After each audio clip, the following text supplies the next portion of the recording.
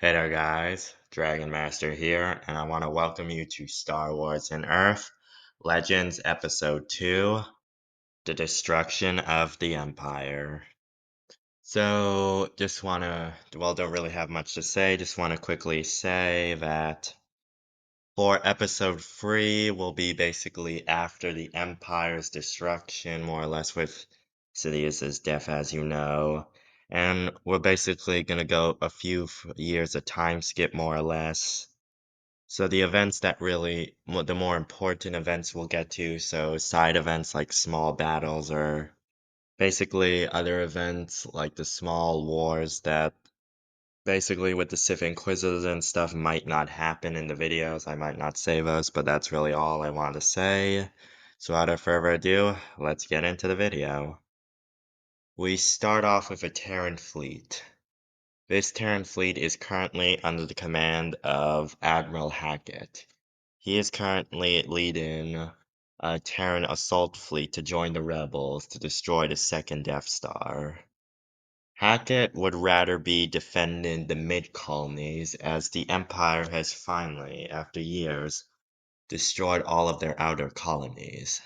But High Command says that this could be a chance to save many people's lives if they killed the Emperor and many of his elite forces which are currently stationed at the second Death Star. So his fleet currently makes its way to Endor.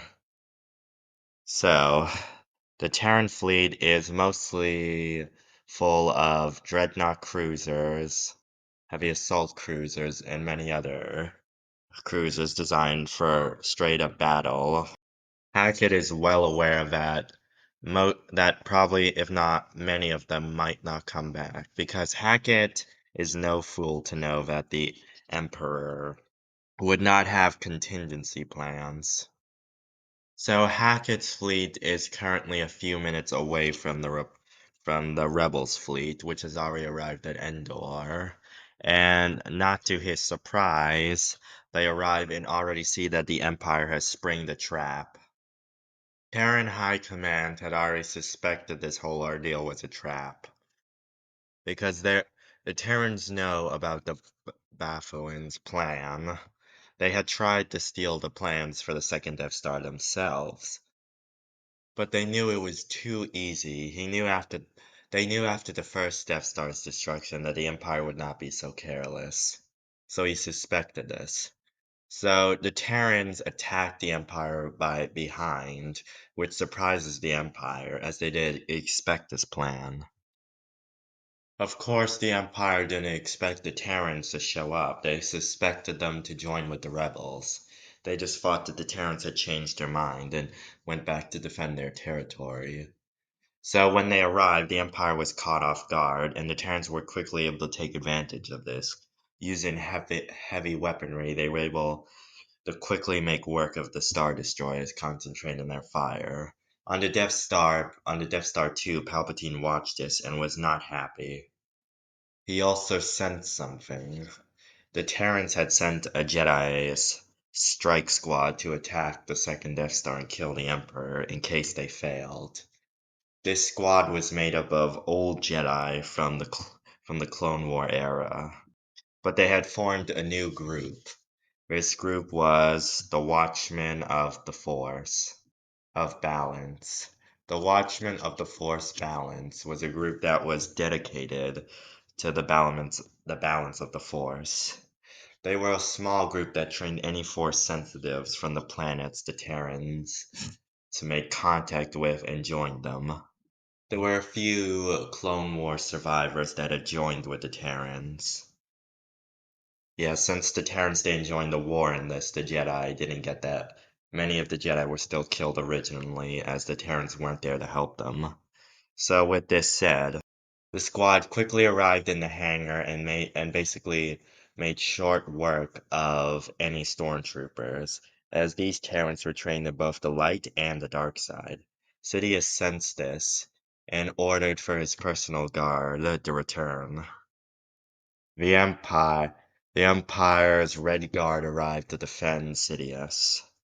The strike force quickly made it to the Emperor's throne room and saw Luke battling Vader and the Red Guard standing next to Palpatine.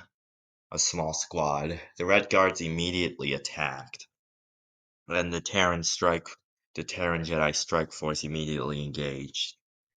Lightsaber blades and pikes, basically noises were heard all across the throne room as one new Jedi recruit of the Terran Strike Force tried to attack Sidious directly. Sidious expected this and grabbed his lightsaber from his robes and quickly attacked. This Terran Jedi proved to be a little skilled, but Sidious made quick work of him. The other saw this and quickly made work of his Red Guards, and they all attacked Sidious. Luke was able to get the upper hand from a bit of training from the Watchers of the Force of Balance. He was able to cut off Vader's hand. Sidious, seeing this, quickly launched Force Lightning at them, at the Jedi Strike Force team, but they were able to use their lightsabers to block it. Sidious, seeing that they were about to strike him, unleashed a powerful Force wave that sent everyone flying. Of course, Luke got back up and grabbed his lightsaber. Sidious encouraged Luke to kill Vader and take his side and then help him finish off the Terran Strike Force. The Terran Strike Force told Luke not to do it.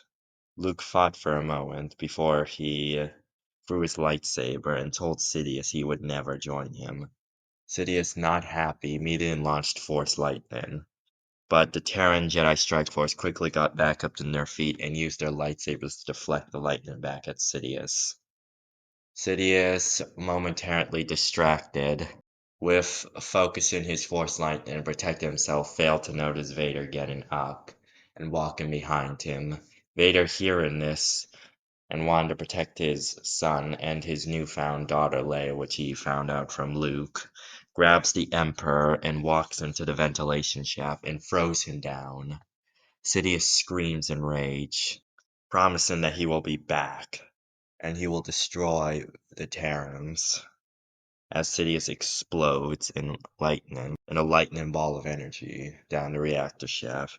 The Terran Strike Force, quickly seeing that the Terrans had quickly gained the upper hand in the space battle and were launching fighters into the second Death Star, immediately help grab Luke and Vader and quickly get him to the shuttle.